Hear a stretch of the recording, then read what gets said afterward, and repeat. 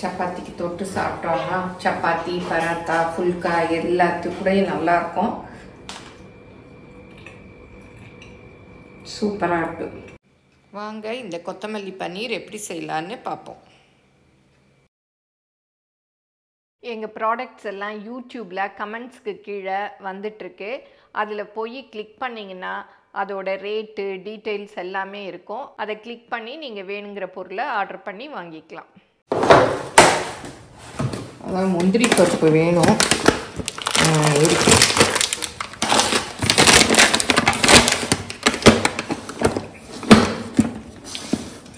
இப்போ வந்து பூண்டுலாம் உரிக்கணும், வெள்ளைப்பூடு உரிக்கணும், இஞ்சி பூண்டு பேஸ்ட் பண்ணணும், கொத்தமல்லி வந்து வாங்கிட்டு வந்துருக்கையா அது என்ன பண்ண போகிறேன்.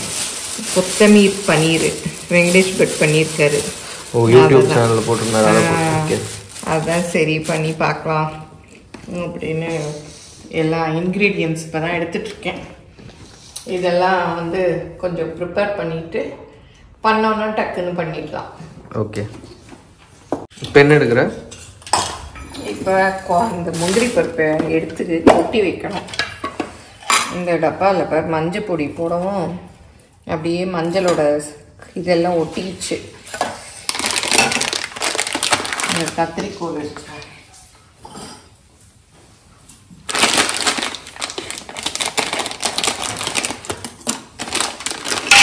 இந்த ஸ்டெயின் போக யாருக்கும் ஐடியாஸ் எதாவது தெரிஞ்சால் கமெண்ட்டில் சொல்லுங்கள். இந்த மஞ்சள் பொடி கரை போக நான் வந்து இந்த உடைச்ச முந்திரி இந்த மாதிரி அரைக்கிறதுக்கெல்லாம் வாங்கி வச்சுருக்கேன். ஏன்னா முழுசு வாங்கினோன்னா சமயத்தில் டக்குன்னு உடைக்க வரமாட்டேங்குது. அதனால் இந்த தடவை வந்து உடைச்ச முந்திரியே வாங்கியிருக்கேன். வேறு இது நான் வேண்டாம். ஆல்ரெடி டைம் ஆச்சு. எப்போ லேட் ஆகுதுல்ல? இந்த 10 இவ்வளோ எடுத்துக்கலாம். அது நிறையா இருக்குது. 10 இல்லையே அது. இது இருக்கட்டும்.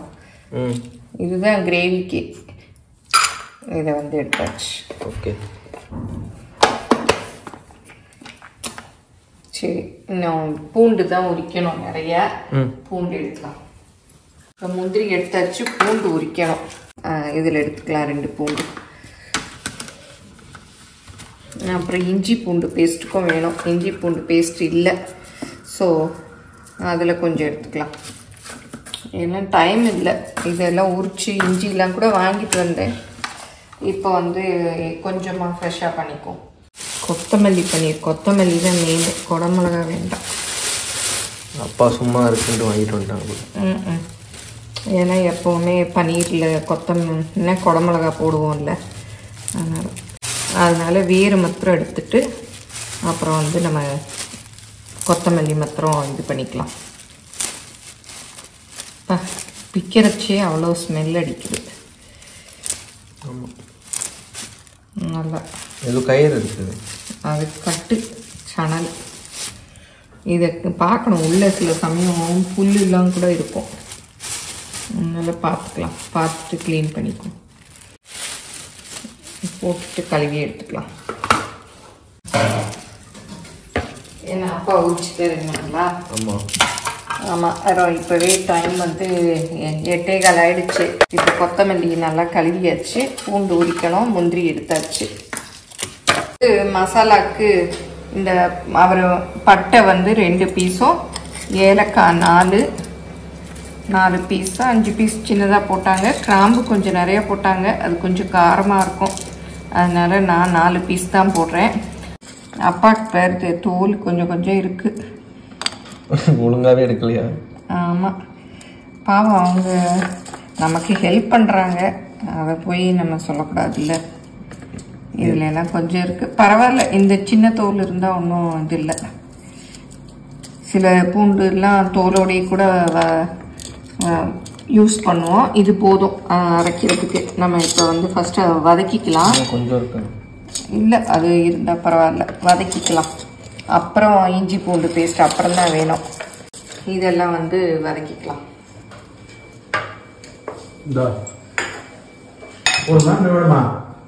இது போதும். கொத்தமல்லியும் தண்டோடு தான் இவ்வளோ போட்டு, ஏன்னா கொத்தமீர் பன்னீர், அதனால் கொத்தமல்லி வந்து கொஞ்சம் நிறையா போட்டுக்கலாம் வதக்கிறதுக்கு தான். கட் பண்ணிக்கலாம். வந்து நம்ம வதக்கிக்கலாம். வதக்கிட்டு ஒரு பேஸ்ட் இந்த கொத்தமல்லி வச்சு வதக்கி அரைக்கணும். அதுக்கு அடுப்பு ஆன் பண்ணிக்கலாம். பாருங்க, எப்போ எண்ணெய் எடுத்தாலும் நம்ம அவசரத்தில் எடுத்தால் எண்ணெய் இருக்காது. அந்த மாதிரி உங்களுக்கு ஆயிருக்கான்னு சொல்லுங்க. நிறைய பேர்கிட்ட வந்து நான் கம்யூனிட்டியில் போல் போட்டிருந்தேன், சமையல் வீடியோஸ் வேணுமா, இல்லை விளாக் வீடியோஸ் வேணுமா, இல்லை ஷாப்பிங் வீடியோஸ் வேணுமான்னு. நிறைய பேர் வந்து சமையலும் விளாக் வீடியோஸ்ன்னு தான் கேட்டிருந்தீங்க. ஏன்னா நிறைய பேர் வந்து இவ்வளோ பாத்திரம் எதுக்கு அப்படிலாம் சொல்லியிருந்தீங்க. ஒரு குக்கிங் சேனல் வச்சுருக்கேன், அதனால நான் வாங்குகிறேன். நீங்கள் உங்களுக்கு அதில் எது பிடிச்சிருக்கோ அதை நீங்கள் பார்த்து வாங்கிக்கலாம். இப்போ வந்து தண்ணி இருக்குது இதில். அது எண்ணெய் இல்லையா? எண்ணெய் இல்லை, தண்ணி. இந்த லைட் போடவா? ஓகேவா? எண்ணெய் தான். இதை கீழே ஊற்றிட்டு வரேன். எப்போவுமே கழுவிக்கணும். ஏன்னா என்னதான் நம்ம க்ளீன் பண்ணாலும் இந்த குட்டி குட்டி கரப்பாம்பூச்சி இருக்கு இல்லையா, அது தண்ணி இருக்கு. அதனால நிறைய பேர் வந்து குக்கிங் தான் போக சொல்லியிருக்கீங்க. ஆனால் குக்கிங் போட்டால் வியூஸே போகலை. அதனால நான் உங்களுக்கெல்லாம் குக்கிங் பிடிக்கலையோ அப்படின்னு நினச்சிக்கிட்டேன்.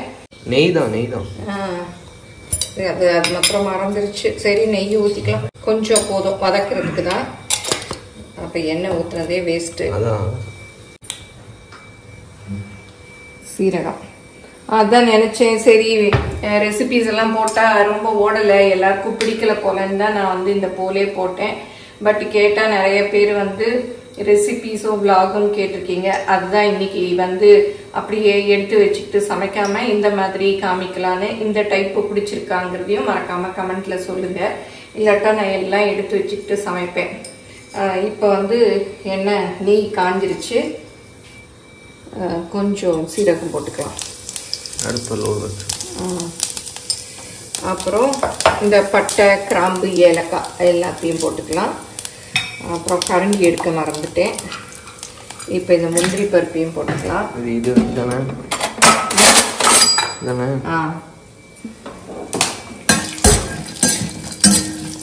இந்த பூண்டையும் போட்டுக்கலாம். இதெல்லாம் அப்படியே வதக்கிக்கலாம். கொஞ்சம் கட் பண்ணி போட்டுக்கலாம். ஏன்னா பெருசாக இருக்குது தண்டுலாம், அதை நல்லா வதக்கிக்கணும். நாங்கள் இதிலே போட்டுடலாம். நம்ம வந்து நல்லா திக்காக வரைக்கும் தேங்காய் சேர்ப்போம். நார்த்தில் எல்லாம் வந்து முந்திரி தான் சேர்ப்பாங்க. இதை வந்து அடுப்பை குறைச்சிக்கலாம். காரத்துக்கு 4 பச்சை மிளகாய் தான் ஒடிச்சிட்டு போட்டுக்கோங்க. அது போடுறச்ச வந்து வீடியோ எடுக்க மறந்தாச்சு. 4 ஒடிச்சிட்டு போட்டுக்கோங்க, இல்லாட்டா வந்து வெடிச்சிரும். வந்து எண்ணெயே சேர்க்கல, நான் தான் மறந்துட்டு எடுத்துட்டேன். இது எல்லாத்தையும் உள்ள வச்சுட்டு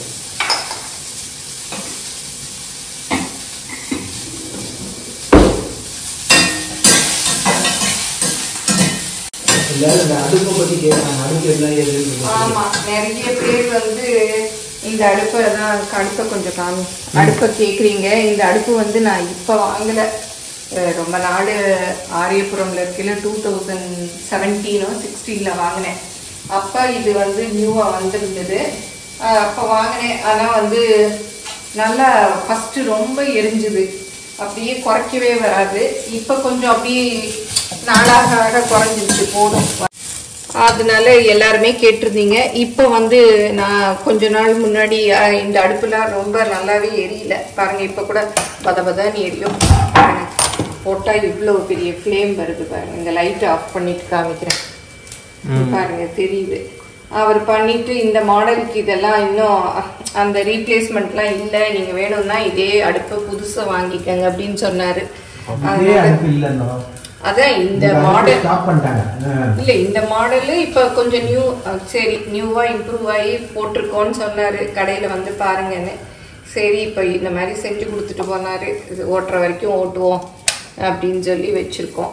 அதனால் இன்னும் கொஞ்சம் கொத்தமல்லி சேர்த்துக்கலாம். நிறையா இருக்குது கொத்தமல்லி.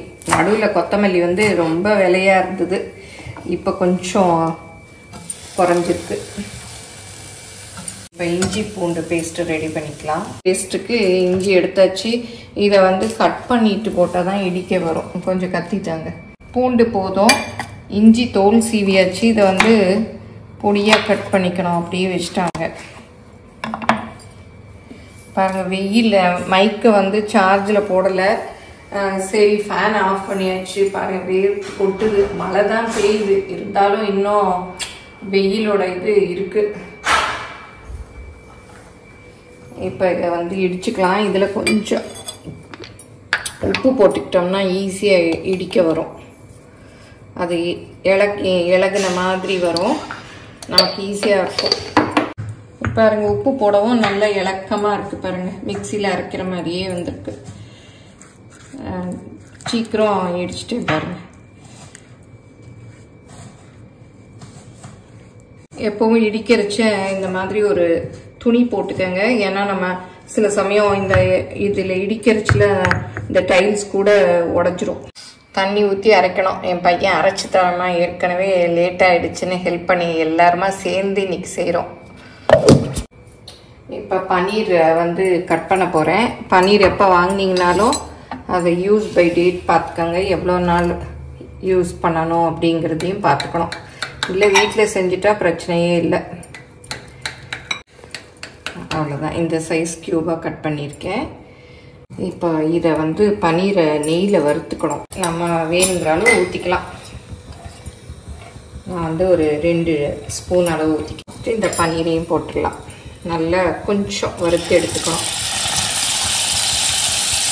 ரொம்ப கிண்டிகிட்டே இருந்தோம்னா அப்படியே உடஞ்சிரும். லைட்டாக பரட்டி வச்சுக்கணும். இது கொஞ்சம் ப்ரௌன் ஆகட்டும். அதுக்கு தேவையானதை பார்த்துடலாம். இவ்வளோதான். வெங்காயத்தை இந்த மாதிரி 2 வெங்காயம் பொடியாக கட் பண்ணி வச்சுருக்கேன். இந்த மாதிரி பேஸ்ட்டாக பாருங்கள். அப்படி நல்ல வாசம் சூப்பராக இருக்குது. இந்த பேஸ்ட்டு தான் இந்த கிரேவிக்கு நல்ல ஃப்ளேவர் கொடுக்குறதே. நான் ஃப்ரீசரில் வச்சுருந்தேன். கொஞ்சம் அது தண்ணி இருக்க மாதிரி இருக்குது. அதனால் ப்ரௌன் ஆகலை. எனக்கு என்னவோ குழஞ்சிருமோன்னு பயமாக இருக்குது. அதனால் எடுத்துட்டேன். இதை அப்படியே எடுத்து வச்சுக்கலாம். அந்த தண்ணி எல்லாம் அப்படியே வெளியில் வருது. இதை தனியாக எடுத்து வச்சுக்கணும். இதில் இன்னும் கொஞ்சம் கீ போட்டுக்கலாம். இதே போதும், கொஞ்சம் போடுறேன். இதில் வந்து கொஞ்சம் தாளிக்கிறதுக்கு சீரகம் நல்லா பொரியணும். பொரிஞ்சாதான் நல்லா வாசம் வரும். இப்போ சீரகம் பொரிஞ்சிருச்சு.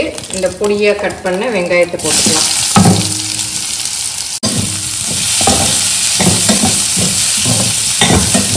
வெங்காயத்தை அது கலர் சேஞ்ச் ஆகிற வரையும் வதக்கிக்கலாம். இஞ்சி பூண்டு பேஸ்ட் போட்டுடலாம். ரொம்ப இருக்க மாதிரி இருக்குது, அதனால் கொஞ்சம் தான் போடுறேன். இன்னும் கொஞ்சம் வெங்காயம் வதங்கணும்.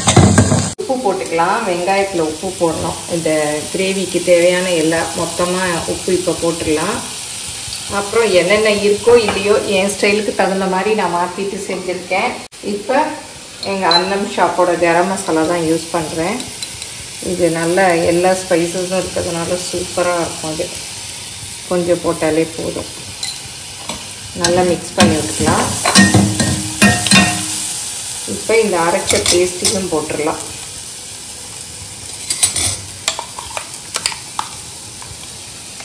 தண்ணி ஊற்றி போடணும். அப்படியே இப்போ போட்டுட்டு தண்ணி ஊற்றி போட்டுடணும். நல்லா நிறையவே தண்ணி ஊற்றணும். கிரேவியாக வரணும் இல்லையா? இது துவையல் மாதிரி இருக்குது. தண்ணி ஊற்றணும். இப்போ இதில் தண்ணி ஊற்றி நல்லா மிக்ஸ் பண்ணி ஊற்றிடலாம்.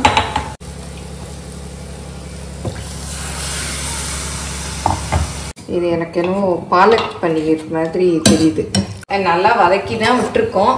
இருந்தாலும் அந்த கரம் மசாலாலாம் போட்டோம் இல்லையா, அந்த ஃப்ளேவர் எல்லாம் அப்படியே இறங்கட்டும். கடைசியாக தான் பன்னீர் போடணும். இப்போ வந்து கொத்தமல்லியை நறுக்கிக்கலாம். பொடியாக கடைசியிலையும் தூவணும். நல்லா ஃபைனாக நிறைய எவ்வளோ கொத்தமல்லி போட்டாலும் நல்லா இருக்கும். நல்லா சின்ன தண்டுங்களை மட்டும் போடுங்க, பெரிய தண்டு வேணும். போட்டுடலாமா? இல்லை, அது பன்னீர் போட்டுட்டு கடைசியாக தான் போடணும். இந்த கொதி வருது பாரு. இப்போ தான் உங்களுக்கு இன்னும் திக்காக வேணும்னா இன்னும் கூட கொதிக்க விட்டுடலாம். நான் சப்பாத்திக்கு தொட்டு சாப்பிட்ற மாதிரி இருக்கணும், அதனால இப்படி தான் வச்சுருக்கேன். இப்போ வந்து பன்னீர் எல்லாம் போட்டுடலாம். ஆமாம், அதே இந்த ஒயிட்டு மேடை போட்டதுலேருந்து எல்லாம் எண்ணெய் விழுந்தாலும் டக்குன்னு தெரிஞ்சிடும். அடுப்பும் ஒயிட்டு, அதனால் அதை க்ளீன் பண்ணாதான் நல்லாயிருக்கும்.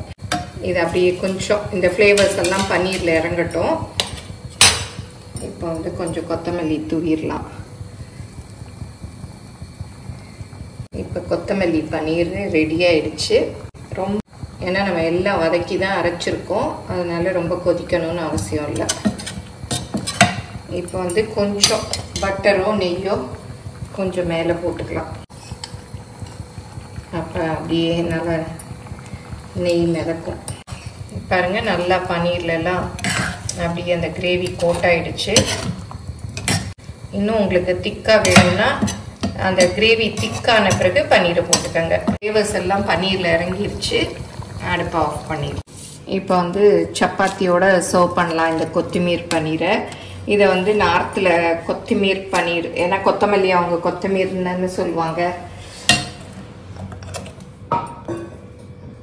இதை வந்து அப்படியே வச்சு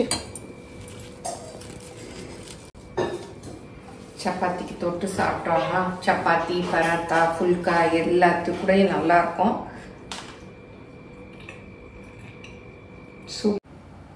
நீங்களும் சுவையாக சமைக்கணுமா? எங்கள் மசாலா பொடிகளை யூஸ் பண்ணி பாருங்கள். அதெல்லாம் வாங்கணுன்னா ஸ்க்ரீனில் வர்ற வெப்சைட்டுக்கும் வாட்ஸ்அப் நம்பருக்கும் போய் ஆர்டர் பண்ணிங்கன்னா நீங்கள் வேணுங்கிறத வாங்கிக்கலாம்.